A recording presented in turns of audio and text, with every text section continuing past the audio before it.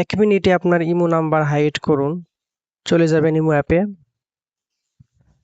তারপর ক্লিক করে দিবেন আপনার ইমো প্রোফাইলে। তো দেখেন আপনার ইমো আইডির যে নাম্বারটি দেখা যাচ্ছে, এই নাম্বারটিকে কিন্তু আপনি চাইলেই হাইড করতে পারেন। তো কিভাবে হাইড করবেন সেটি দেখিয়ে দিব। তো ভিডিওটি মনোযোগ সহকারে দেখতে থাকুন। নিচে দেখেন সিকিউরিটি অ্যান্ড প্রাইভেসি, এখানে একটি ক্লিক করে দিবেন। তো আমি ক্লিক করে দিচ্ছি।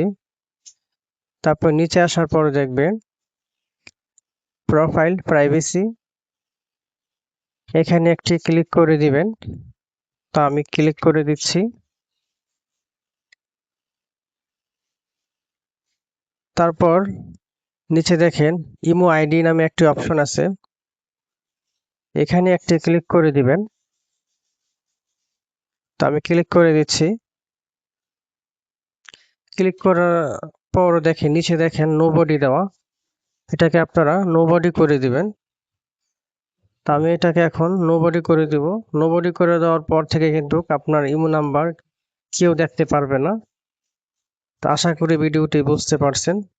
যদি ভিডিওটি ভালো লেগে থাকে তাহলে চ্যানেলটি সাবস্ক্রাইব করে বেল আইকনটি বাজিয়ে দিন পরবর্তী ভিডিও পেতে।